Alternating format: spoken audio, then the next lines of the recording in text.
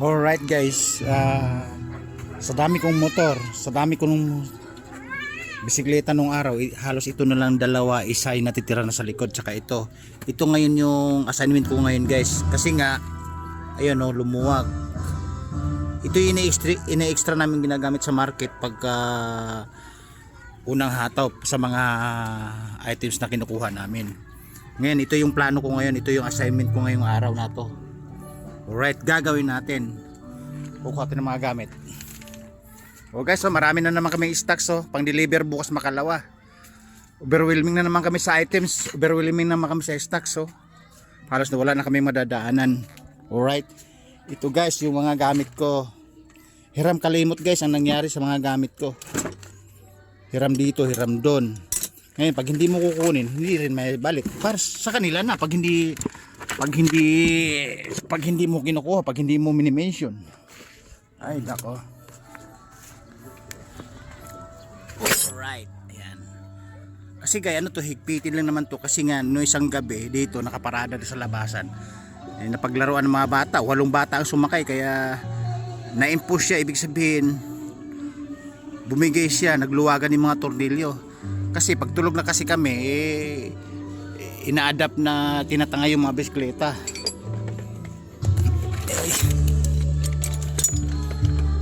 Goodness. And guys, may video okay dun dahil may birthdayhan yata. Yun o, sa gawinan. Right? Ay nako. Ay nako. Ano guys, hirap ng sira ni ko guys, ano. Ay, nasan yung 15 din eh. Guys, kasi nung araw kasi yung trabaho ko, nagpaparinta ako ng mga bisikleta. Ayan ayan yung mga rim. Nagpaparinta ako ng bisikleta last 2010 o last 2008 hanggang 2012. Kaya marami din yung mga batalya dyan na nakaimbak kasi nga iniisip ko gagawin ko pa, kaso nga lang natambakan ako ng maraming trabaho. Ayun may bisikleta din sila ilalim mo. Kita nyo? Natambakan nun ng trabaho kaya hindi rin maasikaso kasi overwhelming kami sa trabaho, overwhelming kami sa ginagawa. Ito yung hinahanap ko kay Casey. Alright. Kasi mas maluwag kasi ko nung anong araw kasi guys yung trabaho ko kasi nga wala kami maraming showcase na kinukuha namin ng item sa bayan. Eh ngayon na natabunan kami ng maraming gawain, hindi ko na nasikaso yung mga bisikleta.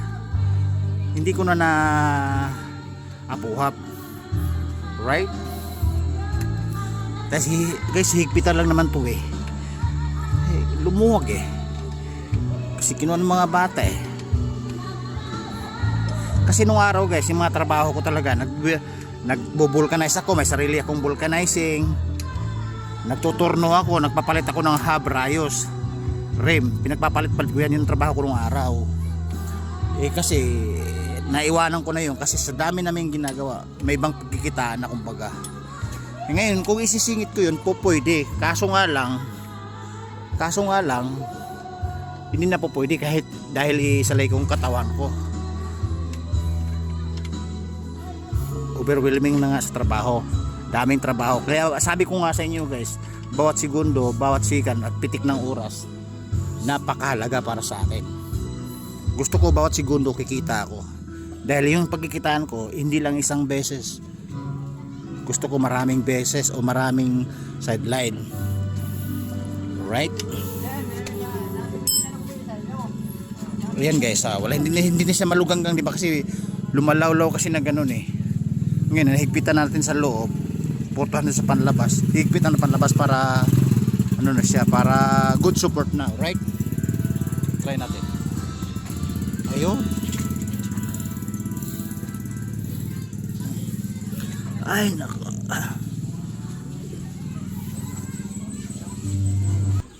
Alright guys, ito na final. Higpitan na lang sa labas.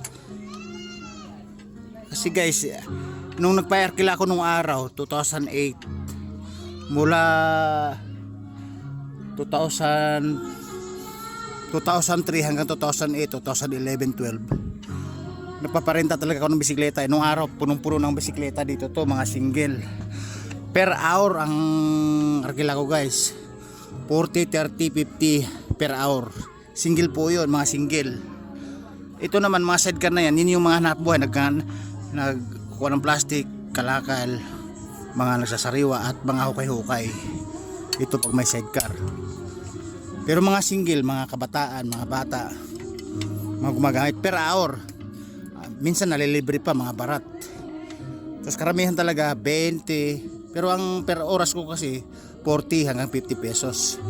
May dagdag oras pa yun. Kalalasan nagwan to sawa, minsan 2 oras. Ngayon mayroon naman akong yung taga sundo ng bisikleta, taga kuha pag oras na ng oras. Alright? May taga sundo. Kasi pag hindi mo sinusundo guys, magwan to sawa. Wan to sawang ginagamit. Hindi na-maintain yung oras niya.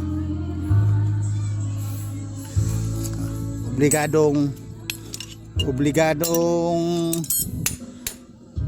sunduin mo sa isang kanto, hahanapin mo sa isang kanto para kunin yung bisikleta dahil oras na. Yung nung araw nga guys, isang bisikleta ko lang, isang single, kumikita na ng 600 hanggang 200 maghapon sa isang bisikleta lang yun. Pagka maraming batang nag-aarkila, sa lugar namin marami talagang bata dito, nag-aagawan pa. Kaya yung Wilkins ko guys na mineral, punong-puno ng barya, 5 piso hanggang 10 piso. Yung piso hindi ko na pinapasok sa Wilkins. Alright. Ngayon, kung kasi natabunan na ng trabaho kami, hindi na namin naisikaso yung parentahan ng bisikleta. Sa ibang pagkikitaan na kami napunta. Sa ibang hanap buhay na kami napunta. Kasi nga, yung mga bisikleta ko, sobrang dami. At saka guys, pag sunod-sunod ang sira sa araw-araw, masakit din ang ulo mo. Kasi, nagko-content ako. Okay, shout out kayo, kayo. Nagko-content kasi ako, may ginagawa ko. Yun guys, ano tayo guys? Mayroon tayong followers din na nadaanan tayo ng mga batang followers. Ma-shout out kayo sa mga nanay, ninang, ninong nyo. Mag-shout out kayo, sige. Shout out sa ninong ko dyan. Ayun. Yes, sige, ikaw. Ikaw aso ka, hindi ka mag-shout out, aso ka, di ka kasali. Alright. Follow nyo si Kuya Brian. Yes. Saan punta? Sa motor show. Yun. Sige guys, ikaw, yun Alright guys, nadaanan tayo ng mga batang followers, mga bida-bida. Dito sa tumaan. Yes, shout out mo. Ayun guys, nakita niyo na. Sikat na tayo. Kasi baski mga bata, kilala na tayo. Kita niyo naman guys nagko-content tayo, dumaan sila. Tinawag yung pangalan natin. Di ba? Nawala tuloy ako guys sa aking sinasabi sa mga bida-bida tungkol sa business. Alright. Again guys, nagpaparkila talaga ako. Siguro mga kulang 3 dekada ako nagpaparkila o 2 dekada mahigit. Kasi ang trabaho ko talaga nung araw. Kasi hindi pa ako nagko-content nun guys. Nito ko lang naisipan. Kasi sayang naman kako yung mga ginagawa ko. Sayang ko naman kako yung mga galaw ko. Magbablog nga ako minsan. Mag-digital nga ako. Alright. Ayan, okay na guys. Okay na to. Yes, pinapawisan din pinapawisan. Ayan guys, okay na. Guys, baba ko na, pinakita ko na yung routine sa inyo kung paano ko gumawa ng bisikleta. Basta nagtuturno ako, nagbubulkanize ng araw, kaso nga lang yung mga gamit, hiram kalimot, nag-isa-isa din nagkakawalaan. Alright? Okay, diretso! Alright guys, babu! Woo!